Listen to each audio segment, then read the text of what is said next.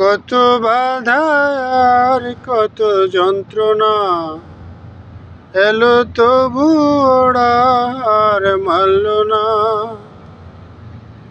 কত বাধা আর কত যন্ত্রণা, এলো তবু ওরা আর মানল না।